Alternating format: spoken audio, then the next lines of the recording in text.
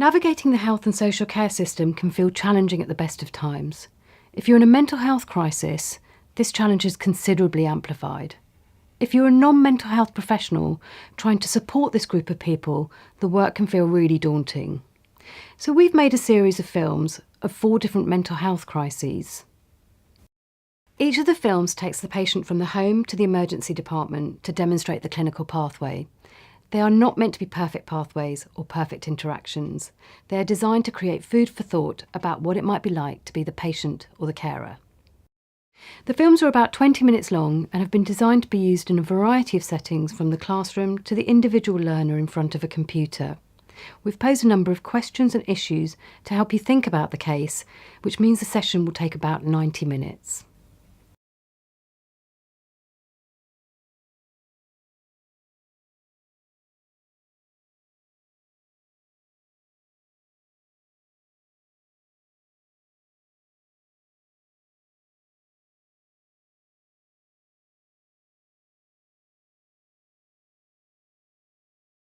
So we often see patients with depression, anxiety, and anxiety can often be a really strong feature of someone's respiratory condition. As you can imagine, becoming breathless is a really frightening experience. So we know some estimates are up to around 68% of patients with a respiratory condition who will experience anxiety and significant panic.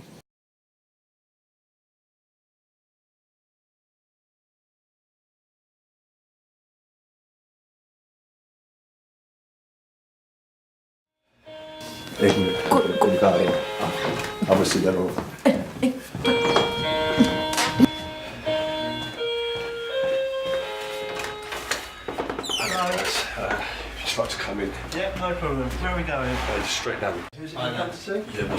Your mum? Yeah, straight down.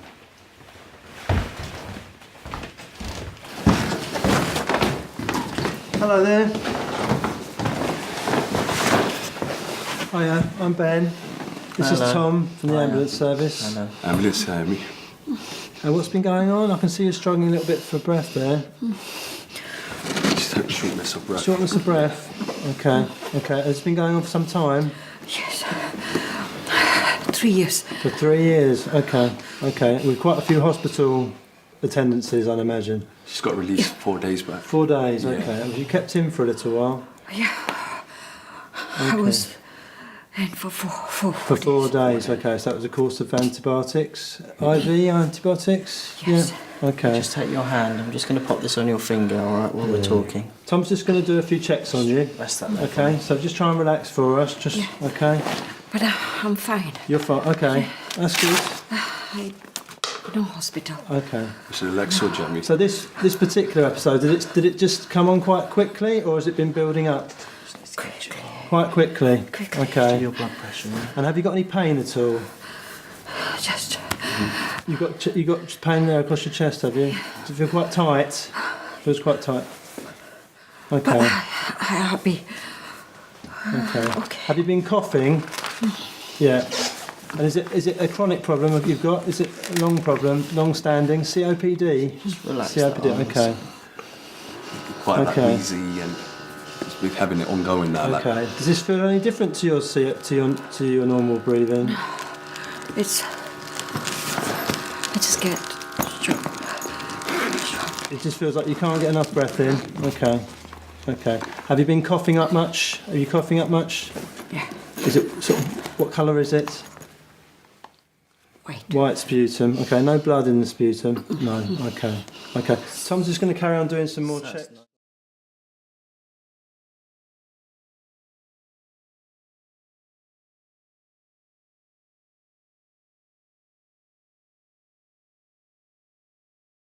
And your oxygen levels are okay as well. I don't know hospital. Well, we're just going to have just carry on doing a few more checks. I'd quite like to have a listen to your chest as well. Okay. obviously leg surgeon. Dr. Benito hospital. Nee, aber het is relax hoor. So just have a little listen front and back. Okay, so I can do it over your lovely dress. That's it. In and out through your mouth. That's lovely. That's great. That's it, nice and slow with that breathing, that's it. Okay, so no particular wheeze there, so I don't think you need any nebulisers at the moment. You're probably quite used to having a nebuliser, aren't you? How do you feel about going to hospital? No. I mean, whatever's you recommend is the best thing to do. I mean, if you think you need to go to hospital, we'll take a hospital. Hospital नहीं जाना है मुझे नहीं जाना है मुझे I am fine doctor पे नहीं जाना है मुझे अब काम पे जाना you go to work waste don't worry about it. Okay. I've told her I'm going to come with her. If you think it's best, I'll come with her. Yeah. Because I've taken her Work, off from work office. anyway. Okay, well, Don't worry about I work think on reflection, you seem quite anxious and your breathing's quite raised at the moment. You're getting quite tired. So I think it'd be quite a good idea if we just get you up to the hospital, just for a few further checks.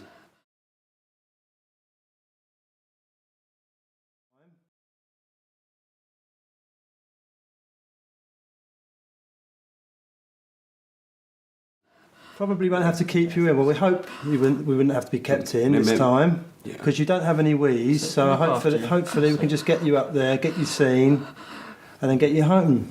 for few hours. Yeah, it's often best to be seen early on when something's going on. Okay, so it's probably a good idea. Yeah. All right. Yeah, I'll go and get a chair for us and we can carry you out. बस relax हो जाएंगे, मैं साथ दूंगा, बचाएंगे थोड़ी देर.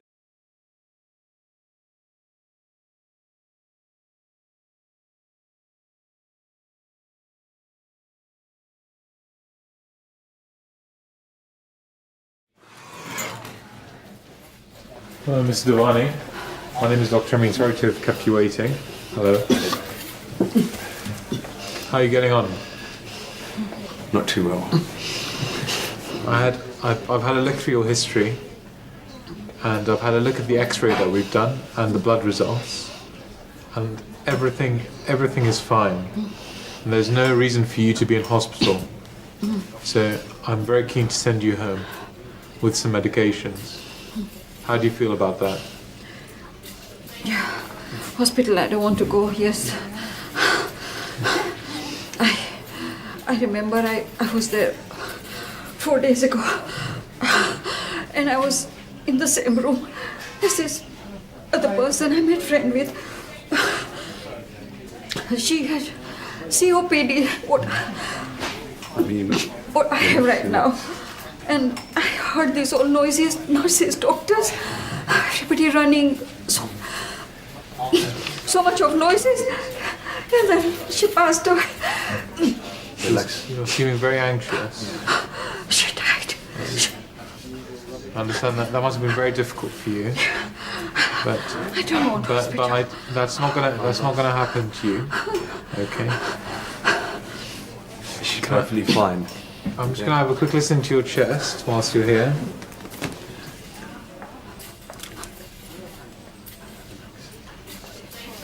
Deep breath in and out.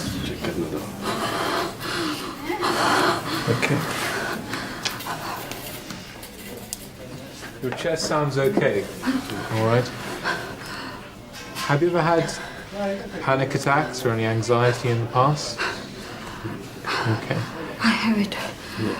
Before we send you home, I'm quite keen to get liaison psychiatry to come and review you. They're, Am I going mad? no, it's not to do with that. I'm not mad. पागल नहीं हूँ मैं.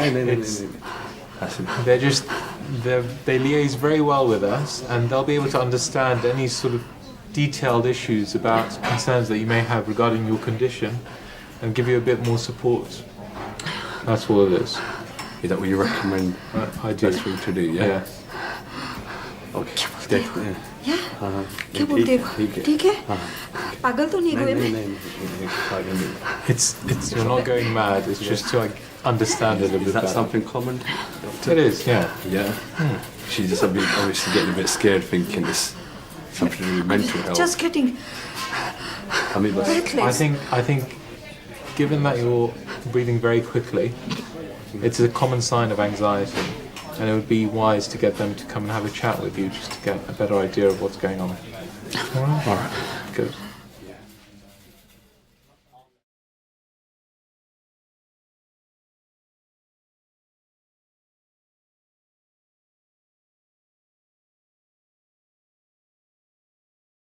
every day. I'm going to gaff you, yeah, we didn't have to, don't we?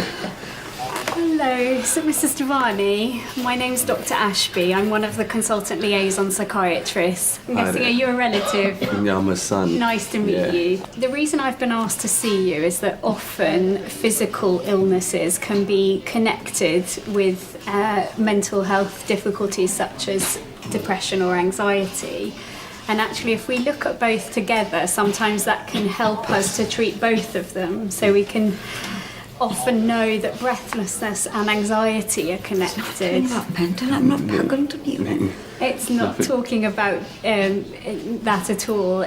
We very often, my only job is to work in the hospital, and we quite often see people to look at the whole of what's happening to them and look at how we might be able to help. And we know that your mind is absolutely connected to your body. So people often talk about having butterflies in their stomach when they feel anxious. So this is quite common then? Yeah, it happens to all of us. So see, that's a big thing. That's like, I've been told, the previous doctor was saying that's quite common, so I'm just trying to explain that. Yeah, really cool. So because I just want to know how serious, if there's any medication, anything else needed. Because I've actually booked myself. I'm meant to be going on holiday tomorrow. Yeah. But that's why I've come spent some of the hours today. So is that something I'm looking to cancel? But is that something I should? Is there anybody else in the family who's around who could help out? Any siblings or anything?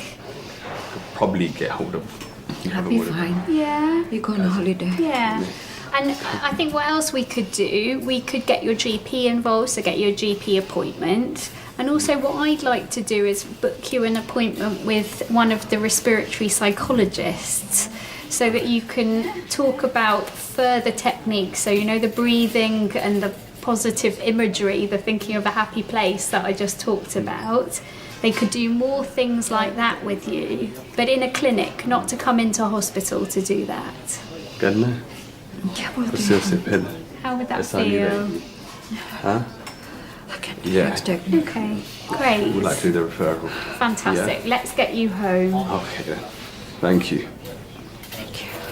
Let's take a look at what happened to Taru by connecting her thoughts to her physical symptoms and seeing how quickly this escalated. She experiences a physical symptom. She then had a distressing thought.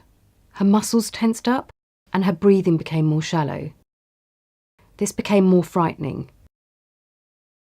Her heart started racing, her breathing quickened. She started to feel dizzy and lightheaded. Then she was terrified. She engaged in a safety behaviour. The symptoms started to subside. The safety behaviour was reinforced. The key to managing anxiety is to break this cycle. The intervention can happen at multiple points in the cycle, and we can target the physical symptoms, or the thoughts, or both. So let's go back to the house and see how a paramedic can break the cycle with Taru in that setting. I think what we've established is there's nothing too much acute going on, okay? I don't think there's an infection going on, okay? We haven't got a temperature. All your observations are in the right sort of ranges that we'd be happy with, okay? So I think what's really going on is that you've come out of hospital and the feelings of anxiety have stayed with you. What do you understand about anxiety and breathlessness? I get this very tight chest and I get nausea in my stomach. Yeah. And this gets... They're all quite common symptoms with anxiety, and I don't like hospital. Okay, I mean it's quite common to be feeling this way. You come out of hospital. But she's just getting anxious. Over these things. Yeah, absolutely. I'd really like to try something here at home now. If you're okay with that. Okay, we can try some relaxation and breathing techniques. Okay, we can try and get on top of that for you. We just get a quick scale of how your anxiety is at the moment. Is it a 0 is it no anxiety, or is it 10? Is it very anxious?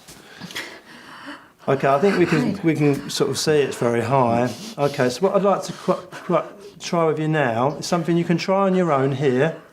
You could do this absolutely on your own. Okay, what we can do, so if we can just try and do a quick breathing technique where we literally hold our breath and then breathe out for 4, and we can purse our lips. Okay, that's very good, Then breathe in through your nose For 5, 3, 4, 5, and then out through your mouth again. Okay, and I can see you're fighting that. Okay, you've got very tense in the shoulders. These muscles Relax. really go for it when you're getting like this. Okay, so you can help as well. Okay, there's a good technique. We literally just drop down onto our knees, flop down. Really relax those shoulders. Okay, so in through the nose, and then out through the mouth for longer. That's really good. Okay, now this isn't something that is just not going. This isn't just going to happen. This isn't just going to be a miracle cure, but it's something we can work on. Okay. I don't have to go to the hospital. Well, we've established you probably don't need to go today. But what we quite like to do is to get your GP on the phone. Okay, we'll call them up. Holiday. Relax. Yeah, we'll call the GP. We'll explain to them what's gone on today, and the experience and the symptoms you're feeling. Okay, we're quite happy that it's anxiety related, and we'll feed that back to the GP. We'll tell the doctor your son's going away for a few days, okay? So could you just give us a score now? How's your anxiety now? What level is it now? 0 sentence which like Say 4. Okay, so it has reduced. You can do this whenever the feelings do flare up. Okay? Yes. All right. Thanks. Thank you. Yes. Thank you. There are a number of really useful relaxation techniques, and it's worth having a few in your toolbox because different people respond in different ways.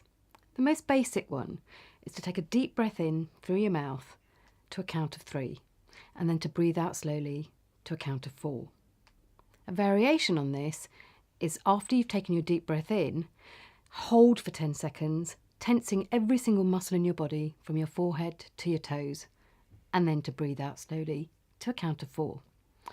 The added benefit of these methods is that they provide distraction from the negative fear-based thoughts, but you can also ask the patient to think of a pleasant memory.